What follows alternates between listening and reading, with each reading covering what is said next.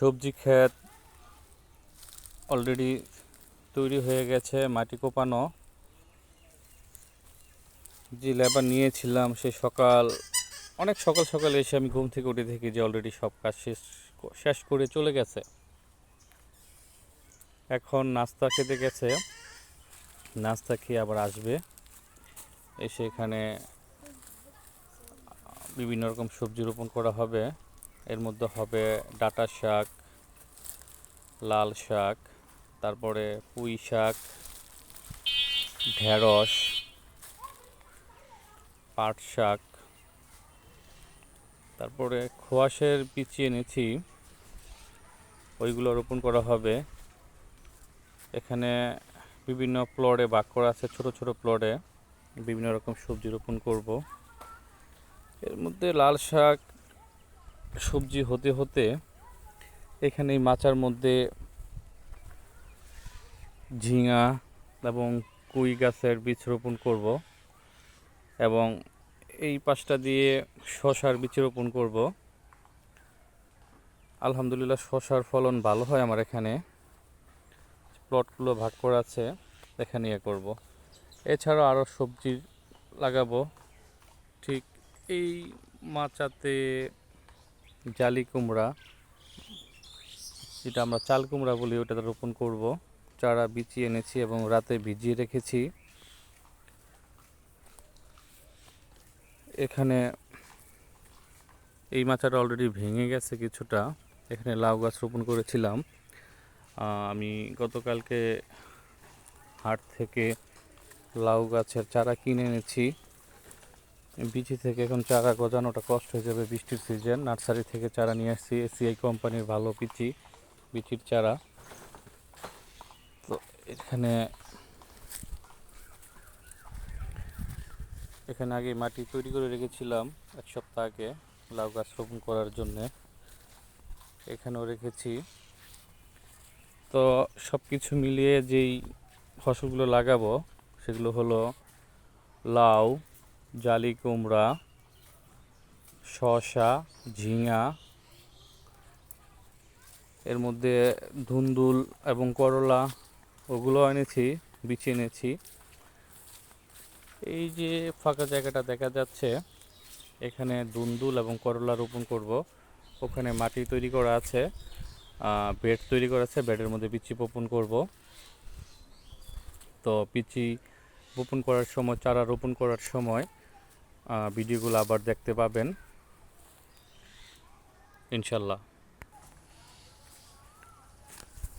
সবজি ক্ষেতের এখানে আলু গাছ লাগিয়েছিলাম, এটাকে বলা হয় মিষ্টি আলু। প্রথম রোপণ করেছিলাম যে আলু গাছ থেকে আলু শাক হয়, এই শাক খাওয়া যায় ভালো, শিং মাছ দিয়ে রান্না করলে খারাপ লাগে না। কিন্তু রোপণ করেছিলাম অল্প একটু জায়গায়, কিন্তু হয়ে গেছে অনেকটা জায়গা নিয়ে, একদম অল্প কিছুদিনের মধ্যে পুরো জায়গা একদম ফুলফিল হয়ে গেছে। এখানে জায়গা নিয়ে আর অন্য কোনো সবজি করা যাবে না। তো যাই হোক, আমার বাগানে কিন্তু সাজনা গাছ আছে। এই যে সাজনা গাছ, এখানে 1 2 3 4 5 6 7 8 9 10 11 12 13টার মতো সাজনা গাছ আছে এবং এগুলোতে এবার ভালোই ফলন হয়েছিল। ঢাল কেটে দিয়েছি। এখানে এই ডালগুলো রেখেছি রোপণ করার জন্যে, এগুলো রোপণ করব এই বাগানের সাইড দিয়ে। আর এই সাজনা গাছের এই নিচের অংশের মধ্যে কিছু একটা সবজি করা যায় কিনা ভাবতেছি। এখানে সবজি করলে সবজি হবে, কারণ সাজনা গাছের যে ডাল হয় এটা খুব পাতার পরিমাণ কম হয়, যে কারণে নিচে আপনার রৌদ্র পড়ে সবজি চাষ করা যায়। বিশেষ করে আপনার কুমড়ো গাছ ভালো হয়।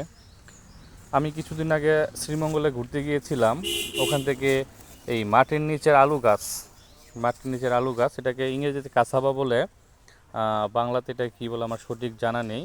এই ডালগুলো নিয়ে এসেছিলাম। এখানে আমি ডালকে 1 হাত পরিমাণ ছোট ছোট করে কেটে রোপণ করেছি, 4টা ডাল রোপণ করেছি এবং এখানে 4টা ঘাস হয়েছে। খুবই সবুজ রঙের পাতা এগুলো, এবং পাতাগুলো একদম লিকলিকে টাইপের, যেটা একদম লিকলিকে, মানে পুষ্টি গুণ মনে হয় খুব ভালো পরিমাণে পেয়েছে মাটি থেকে। আশা করি ফলন ভালো হবে। আর এখানে এগুলো হলো গরুর ঘাস। গরু পালন করার ইচ্ছে ছিল, সময় সুযোগের কারণে করা হয়নি। এগুলো বলা যায় বীজ হিসাবে রেখেছি, ভবিষ্যতে যদি গরুর বাগান, গরুর খামার করি, তাহলে এখান থেকে এগুলি কাটিং করে নিয়ে জমিতে রোপণ করব। আর আমার গ্রামের বাড়ির সবচাইতে স্পেশাল বিশেষত্ব হলো এই নদী। এটা হলো ব্রহ্মপুত্র নদী। যদিও এই নদীর এখন পানির পরিমাণ খুবই কম, যেহেতু এটা বর্ষাকাল না, বর্ষাকাল আসতেছে। তো এই নদীর পাড়ে যখন এসে বসে থাকি, এখানে প্রচুর বাতাস। গরমের সময় যখন বিদ্যুৎ থাকে না, এখানে এসে আমরা বসে আড্ডা দিই। তো এক কথায় বাড়ির লোকেশন খারাপ না, খুবই সুন্দর। এটা হলো আমার টোটালটাই হলো আমার সবজি বাগান, একদম ওই পর্যন্ত। এবং বাড়ির পিছন পাশ যেটা আছে, ওখানেও সবজি রোপণ করব, ওই পাশটা তো জায়গা আছে।